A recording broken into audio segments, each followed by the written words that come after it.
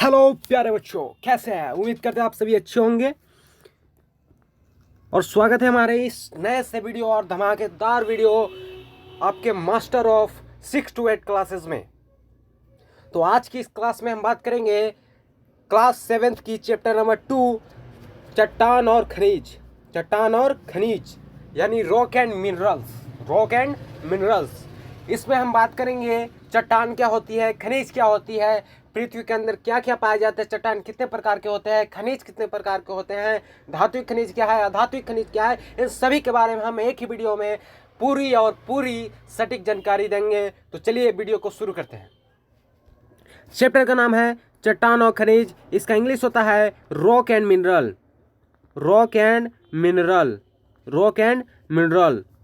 क्या है? Rock and mineral. चलिए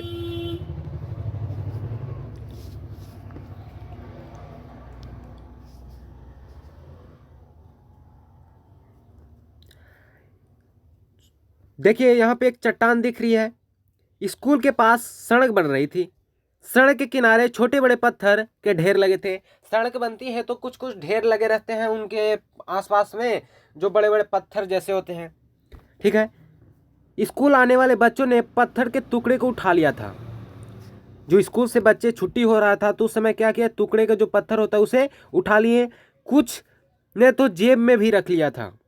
सड़क बनाने वाली कंपनी का एक व्यक्ति मास्टर साहब के पास आकर उनकी हरकतों के बारे में बताता है, शिकायत करता है। मास्टर साहब उस व्यक्ति को थोड़ी देर बाद आने को कहकर बच्चों को संभालने में लग जाते हैं।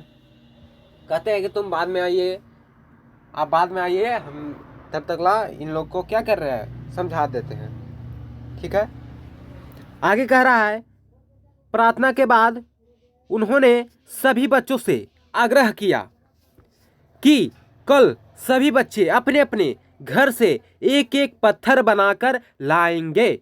मास्टर साहब की आग्रह सुनकर सभी सोच में पड़ गए। भला घर से भी पत्थर कैसे बन सकते हैं? सभी के मन में यही प्रश्न था। आखिर विजय से नहीं रहा गया। विजय एक लड़का का नाम है। विजय से नहीं रहा गया। वो पूछ बैठा, पत्थर घर में थोड़े ही बनते हैं, फिर भला हम कैसे बना पाएंगे? हाँ, यही तो बात है। उन्होंने पूछा, ये पत्थर आते कहाँ से हैं जिन्हें आप रोज सड़क किनारे उठाकर इधर उधर फेंक देते हैं? अब सब अवक रह गए, सोच में पड़ गए। सबके मन में उत्सुकता थी कि सचमुच ये पत्थर कहाँ से आते हैं। तो चलिए बताते हैं कहाँ से आते हैं। ठीक है, मास्टर साहब मुस्कुराए और कहे, मैं सड़क बनाने वाली कंपनी के व्यक्ति को बुलाता हूँ, वे ही बताएंगे कि पत्थर कहाँ से और कैसे आता है। यह कहकर उन्होंने नरेंद्र को, एग्जाम में याद रखिए ये सवाल आपको आएगा, किसको भेजा गया था? तो नरेंद्र को। किसको भेजा गया था? नरेंद्र को। याद रखिए, किसको भेजा गया था? नरेंद्र को। सड़क बनाने वाली कंपनी के उस व्यक्ति को बुलाने के लिए भेजा, थोड़ी देर जो पहले स्कूल में आया था। इसमें देखिए क्रियाकलाप है, इसको आपको खुद से करना है। उसके आते ही मास्टर साहब ने सीधा प्रश्न किया, ये पत्थर के टुकड़े आप कहाँ से लाते हैं? ये पत्थर का टुकड़ा आप कहाँ से लाते हैं? तो चलिए अब आगे देखते हैं कहाँ से वो लाते हैं। तो उसने बताया, दरअसल ये पत्थर स्लेटी रंग के होते हैं, ये हम करबंदिया से मंगवाते हैं। अब स्लेटी रंग यानी जो सिलौट होता है ना, उसके रंग का हम मंगवाते हैं। शेखपुरा से भी मंगवाते हैं, ऐसे पत्थर मंगवाते हैं। कभी कभी भूरे रंग के पत्थर राजगीर या गया की पहाड़ियों से मंगवाते हैं। दो सवाल यहाँ बनेंगे, कौन कौन? स्लेटी रंग का पत्थर करबंदिया से, शेखपुरा से, और भूरे रंग का पत्थर राजगीर और गया से पहाड़ी के मंगवाए जाते हैं। ऐसे पत्थर झारखंड के पाकुड़ और डोमचांच से भी आते हैं। दरअसल पत्थर अलग अलग किस्म और आकार के होते हैं। जरूरत के हिसाब से हम इन पत्थरों को मंगवाते हैं। यह पत्थर पहाड़ों की चट्टानों को काट कर बनता है। पत्थर कैसे बनता है? तो चट्टानों को काट कर बनता है। उनके छोटे छोटे टुकड़े करके ट्रैक्टर और ट्रकों में हम लाद कर मंगवाते हैं। इन सभी में काफ़ी पैसे लग जाते हैं, इसलिए मैं बच्चों को इन पत्थरों को बिखरने से मना करता हूँ। सही बात है, बहुत लागत होती है। पत्थर को मंगवाने में चट्टान तोड़ा जाता है, उसमें खर्चा है। उसके बाद आपको यहाँ तक कि ढोने का भी पैसा खर्च होगा, लेबर खर्च होगा, तो इसलिए बहुत कीमती होते हैं चट्टान। यह कहकर सब चुप हो गए। सभी बच्चे आश्चर्य भाव से सुन रहे थे, चुपचाप सुन रहे थे। धन्यवाद, आप अब जा सकते हैं, शिक्षक ने कहा। कहते हुए मास्टर साहब उन्हें विदा किया। अब उन्होंने बच्चों को समझाया, सुनो, अपने ये पत्थर पहाड़ों से काट कर निकाले जाते हैं। ये जो पत्थर निकलता है यह चट्टानों से काट कर निकाला जाता है। ये पत्थर भूरे और स्लेटी रंग के होते हैं। पूछेगा पत्थर किस रंग के होते हैं, तो भूरे और स्लेटी रंग के होते हैं। ठीक है। चट्टान खनिजों का समुच्चय होता है, यानी उसी से बनता है। चट्टान विशेष रूप में अलग अलग खनिजों से मिलती है, जैसे चूना पत्थर में क्ले अधिक होती है, यानी जो गीला होता है। ग्रेनाइट में कैल्ड स्पार ज़्यादा होता है, क्वार्टाज ज़्यादा होता है। आगे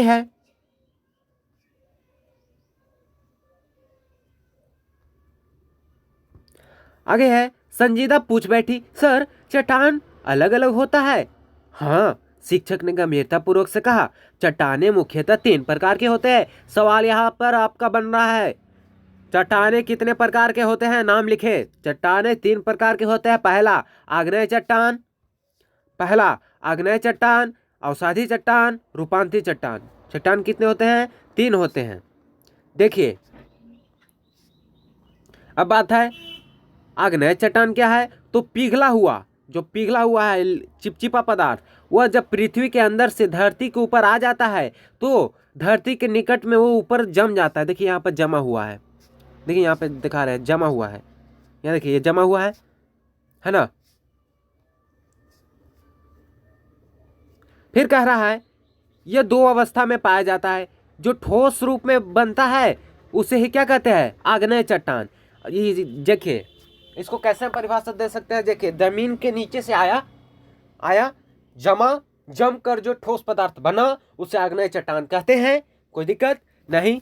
चलिए, इसमें परत नहीं होता है। परत मतलब जैसे बर्गर पिज्जा ये सब में परत होता है, उस तरह इसमें परत नहीं होता है, बल्कि इसमें रवे होते हैं। रवे मतलब छोटे छोटे कंकड़ पत्थर ऐसे होते हैं। रवा का आकार इसके जमने में जितना समय लगता है उस पर निर्भर करता है। अगर ज़्यादा समय है तो बड़ा है, अगर कम है तो छोटा है, और ज़्यादा है तो बड़ा है, उस पर निर्भर करता है। पृथ्वी के अंदर आग्नेय चट्टान के रवे बड़े होते हैं। अगर पृथ्वी के अंदर जो आग्नेय होते हैं वो बड़े होते हैं, और जैसे ग्रेनाइट क्योंकि ये धीरे धीरे जमता है। आगे है, पृथ्वी के ऊपर चट्टानें जल्दी जमती है, इसलिए इसमें रवे महीन होते हैं। ऊपर जल्दी जमता है तो रवा छोटा छोटा हो जाता है, जैसे बेसाल्ट जो सेंधा नमक कहते हैं, और आबिसिडीन। ये देखिए यही है आपका, ये तो औषधि है, छोड़िए इसको। आगे देखिए, अवसादी चट्टान। ये चट्टान अवसादों यानी जो मिट्टी के थोड़े थोड़े जो बेकार चीज होते हैं और तलछट के जमने से बनती है। यह चट्टान 2 अवस्था में बनती है। पहला पानी के अंदर और दूसरा पानी के बाहर जमीन पर। जब पानी के अंदर तलछटों में ज़्यादा जम जाता है तो परत दर परत होते रहता है, और दबाव के कारण ये परत आपस में जुड़ जाती है और अवसादी चट्टान का क्या करती है, निर्माण करती है, बनाती है। जैसे चूना पत्थर देखे होंगे। इसी तरह जब धरती के ऊपर बाहर जमता है तो महीम अवसाद दर परत जमते जाता है और दबाव के कारण आपस में जुड़ जाता है, और इससे भी क्या होता है, अवसादी चट्टान का निर्माण होता है। जैसे बालू पत्थर और चट्टान। देखिए अवसादी चट्टान ये है, ये वाला, और ये है रूपांतरित चट्टान। जब आग्नेय चट्टान या परत चट्टान में दाब मतलब देखिए ऊपर से वर्षा का पानी आया तो दाब हुआ, और ताप जो सूर्य का प्रकाश है वो हुआ। ठीक, दोनों के कारण इसके स्वरूप और गुण में बदलाव हो जाता है, तब इसे रूपांतरित चट्टान कहते हैं। वो गोल था से थोड़ा चरखुट हो गया तो इसे हम रूपांतरित चट्टान कहते हैं, क्योंकि ये बदल गया।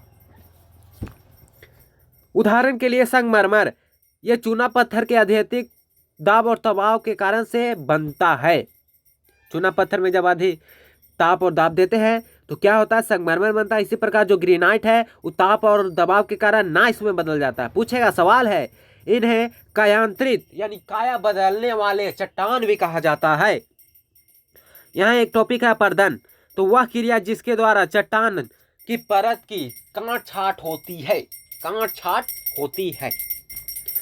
अलग अलग अगला प्रश्न मंटू ने किया, सर इन चट्टानों का नाम अलग अलग क्यों है? क्योंकि इन लोग का बनने का प्रक्रिया और गुण अलग अलग होता है, इसलिए अलग अलग होता है।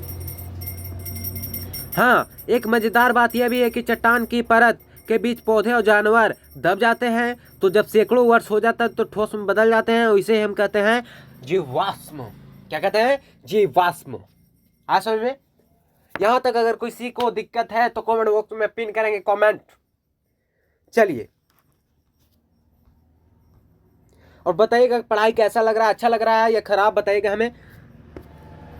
मंजू बीच में बोल पड़ी, पटना म्यूजियम में ऐसा ही जीवाश्म देखा गया है जो पेड़ की शक्ल का है। बिल्कुल सही कह रही है, पेड़ ही जीवाश्म है। शिक्षक ने उसके बात का समर्थन किया और पूछा, ताजमहल किससे बना है? तो संगमरमर से बना है। ये कौन सी चट्टान है? तो बच्चे एक साथ चिल्ला उठाए, रूपांतरित चट्टान। उन्हें पूछा, घरों में सिलबट्टा यानी सिलौट, घरों में सिलबट्टा यानी सिलौट या चक्री, तो बच्चे बोल उठे, अवसादी चट्टान है सर, अवसादी चट्टान है और यह बालू पत्थर का उदाहरण है। तब तो यह चट्टान हमारे बड़े ही काम का है ना सर? हाँ सर, खनिज। अब पढ़ेंगे हम खनिज के बारे में, ठीक है सर?